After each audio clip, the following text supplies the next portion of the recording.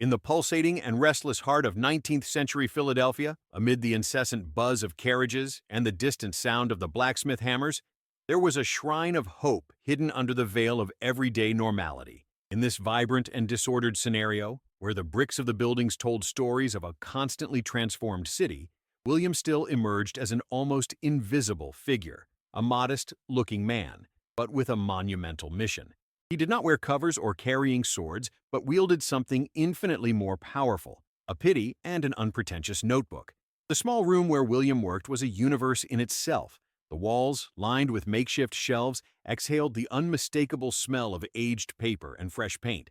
There, each leaf, each annotation was a silent testimony of bravery and despair. The windows, covered by heavy curtains, let only a thread of light that illuminated their makeshift office, creating a game of shadows that seemed to dance to the rhythm of an invisible symphony. William, sitting on his wooden table spent, already with the weather marks, leaned over the notebook with an almost devotional intensity. Its paint-stained fingers skilled through the page as he meticulously registered every detail. Names, dates, destinations. Each word carefully chosen and written with the accuracy of a surgeon. It wasn't just a list. It was a testimony, a record of freedom, each line representing a life saved from the merciless claws of slavery. Around him, the world followed his course, oblivious to the weight of the stories he carried. The passers-by passed hastily, involved in their own trajectories, never suspecting that, within that modest space, a silent battle was unfolded for human dignity. However, for William, every name inscribed on the roll was a cry of justice, a punch in the stomach of oppression. The silence of the room was broken only by the soft sound of the leaves being turned and the scratch of the penalty on paper.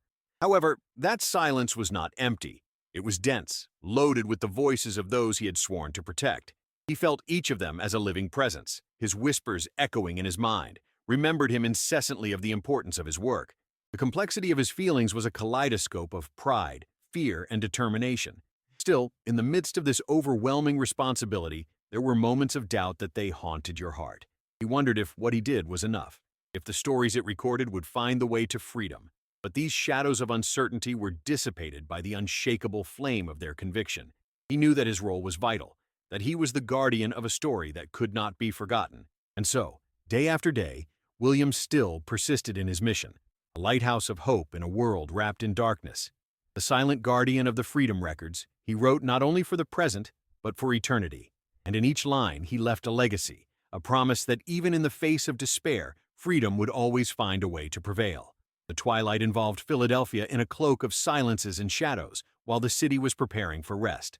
But for William Still, the night was when her true mission began. The world around him dived into an almost solemn stillness, interrupted only by the distant noise of a lonely wagon or the whisper of the wind crossing the narrow alleys. However, behind the closed windows, a network of solidarity and resistance was sealing secret. In the dimness of his room, William was preparing for the task ahead. The pages of his notebook, now full of stories, were just the beginning of a journey that often led him to challenge danger almost routinely. He knew that in the shadows, reward hunters were always lurking, his eyes trained to detect any sign of escape, his hands eager to profit from capturing lives that sought nothing but freedom. But where they saw easy prey, William via human beings desperate for a chance to live worthy. That night, before the darkness completely covered the city, William went out to find a family that eagerly awaited. The small house where they were hidden seemed to breathe with them, the walls absorbing fear and hope to the same measure. The family, a young couple and their two young children, looked at William with a mixture of gratitude and uncertainty.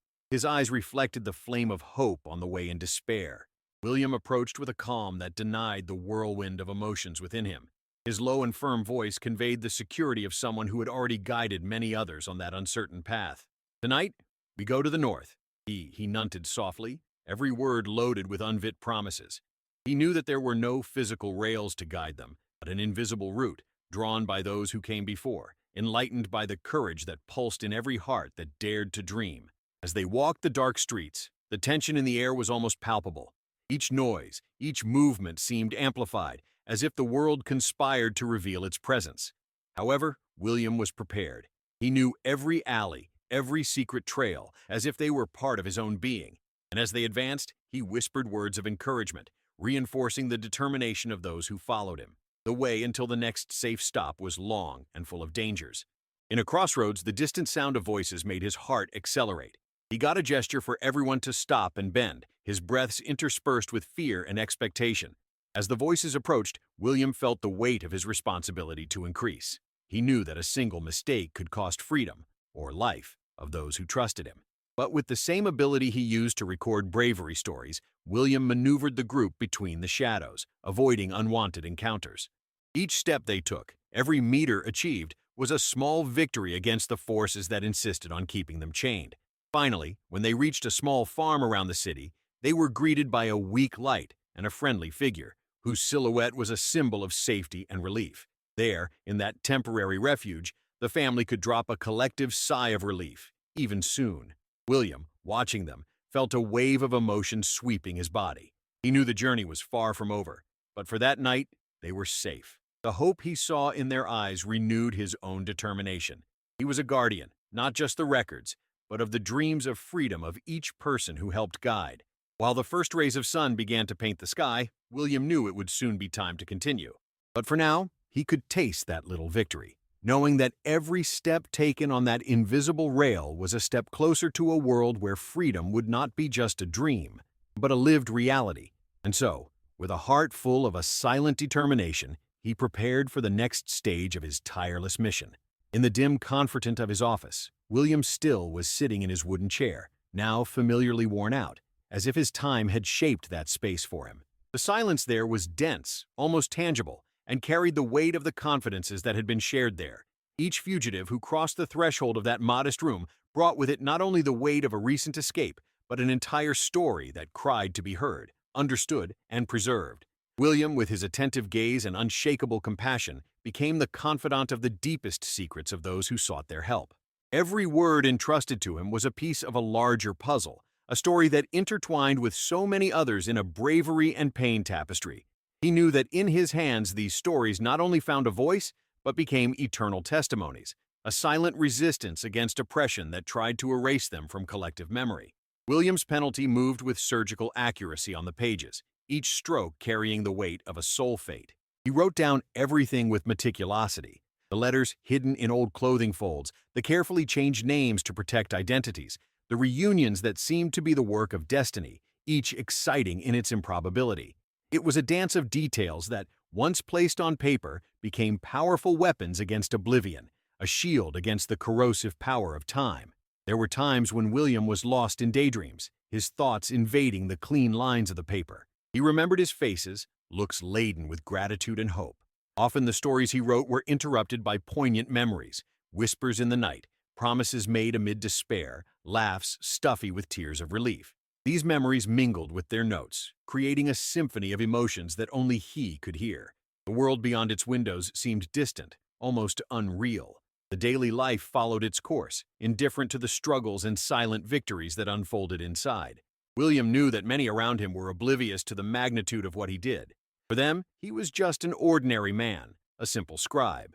But for those who trust him, he was a lighthouse in a revolt, an anchor in the storm. However, the responsibility that weighed on his shoulders was not exempt from a doubt DOS.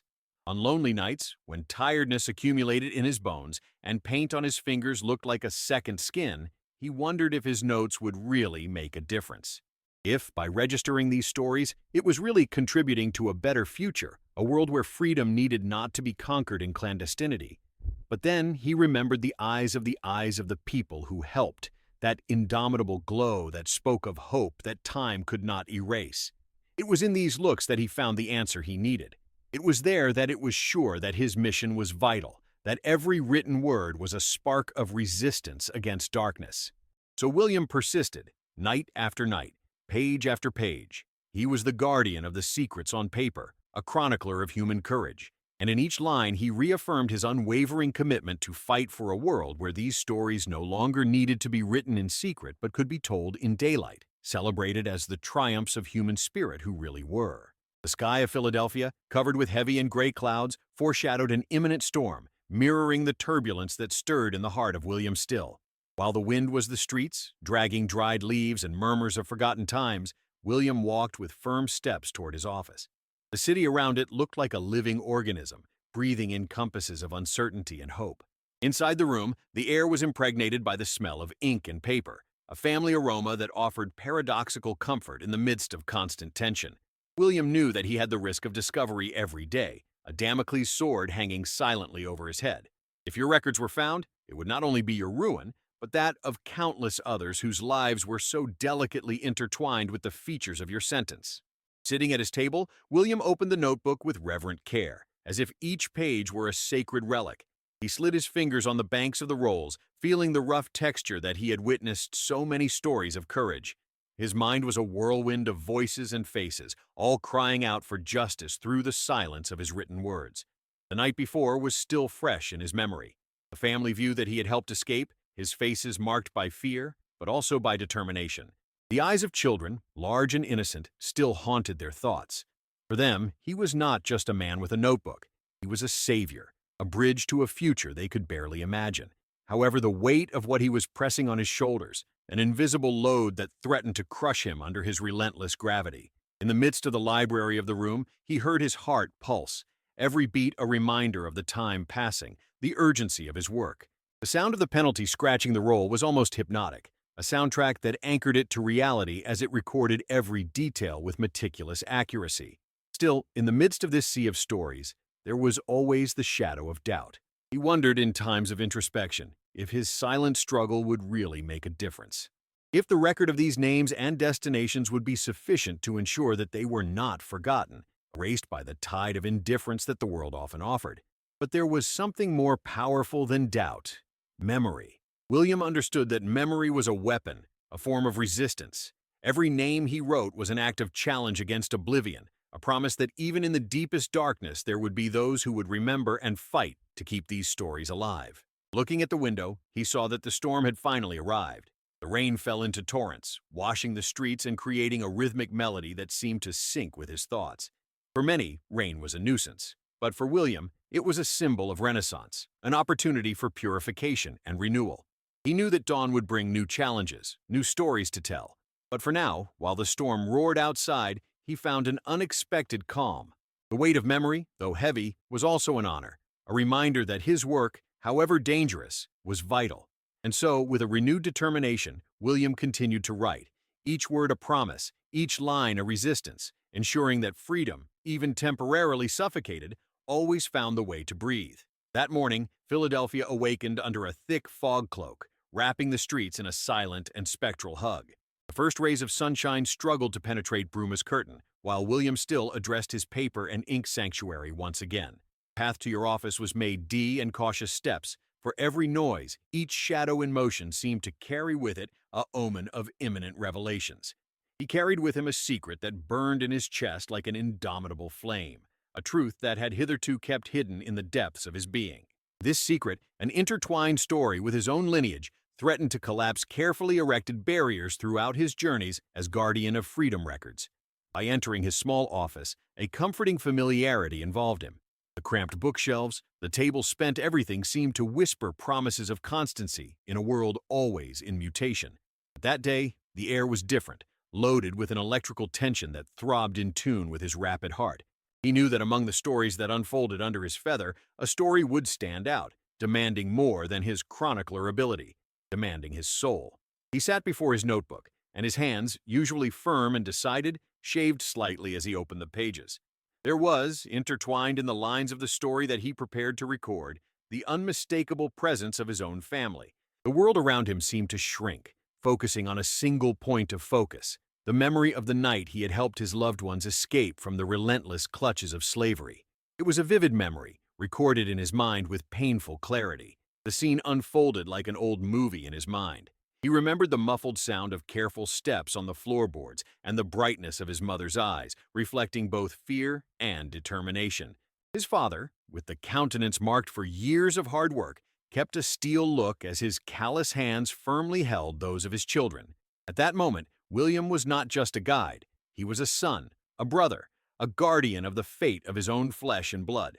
The words he had exchanged with them that night echoed in his mind, loaded with an emotion that words could never capture fully. "We will make it," he had promised, his firm voice despite the riot in his heart. "You will be safe." Confidence in his voice was both comfort for them as an anchor for himself. As he wrote, Tears threatened to cloud his vision, but he contained them. It was not the time to give in, not while there were stories to be told, truths that needed to be recorded. His sentence moved with a renewed urgency, each letter a will of love and sacrifice. In writing, he not only did he do a successful escape, he rekindled the flame of hope within himself, a reminder that freedom was not just a word, but a promise he had vowed to fulfill. However, with this revelation, there was also a new understanding of the price of freedom. He felt the weight of the lives he could not save, the interrupted stories that would never be told. But as he looked at the pages before him, he also saw the resilience of his loved ones, his lives now intertwined with the wider tapestry of resistance he helped to weave. The silence of the once oppressive room now seemed like a protective cloak, involving him as he finished recording the story of his family. He knew that this revelation would forever change his perspective, strengthening his determination to fight for a future where such escapes were no longer necessary. And so, with his renewed mission, William still got up, the guardian of records with an even deeper purpose, ensuring that every name, every story continues to shine like a guide star in the firmament of freedom. Time had inexorably advanced, taking with him the shadows of a past that was still reverberated in the present. Philadelphia, now a vibrant and modern metropolis, seemed far from that city wrapped in fog and uncertainty where William still had waged her silent battles. However, at the bottom of each street, around every corner, there was an invisible chain of stories that he had helped to preserve, a legacy that refused to be erased. Years had passed since William had sat in his modest room, surrounded by piles of notebooks full of secrets and bravery. Now those same notebooks had become something bigger, a book, a physical and undeniable testimony of the struggle for freedom, each page carrying the weight of history with a silent dignity. The leaves, once handled with reverence only by him, were now available to many. The book was a lighthouse in darkness, illuminating the way to those who wanted to understand the depth of a conflict that defined an era. William, now an older man with silver, dyed hair and a still firm and resolute look, watched the world around him with a quiet satisfaction. He knew that his work, often done in obscurity, had found his place in daylight. The stories he had so carefully recorded had finally broken the barriers of silence, echoing through time and space. And in doing so, he had not only preserved the memory of those who fought, but had also given voice to those who had been silenced. The reactions to the book were immediate and varied. For many, he was a revelation, a gateway to a world of courage and sacrifice that had previously been relegated to the shadows. Readers everywhere were thrilled with the escape stories, the vivid details of danger and hope. Young and old, white and black, everyone found something on the pages that spoke directly to their hearts. It was as if, through William's words, they could feel the throb of the lives he had so skillfully captured. In academic circles, the book had become a point of reference, an invaluable resource for those who sought to understand the complexity of resistance against slavery. Teachers and students plunged into the stories, discussing the lasting impact of the narratives that were now part of the fabric of American history. William Still's name, once a whisper among those who knew his work, was now pronounced with respect and admiration. But there were also those who opposed themselves, who saw in the book a threat to the status quo, an inconvenient memory of times they would rather forget. For these, William's pages were a challenge, a direct confrontation with the reality that many tried to erase. However, even in the face of resistance, the book continued to spread, its truth resonating into unexpected places, transforming minds and hearts. For William, the success of the book was a confirmation of something he had always knew in his own, that memory is a powerful form of resistance.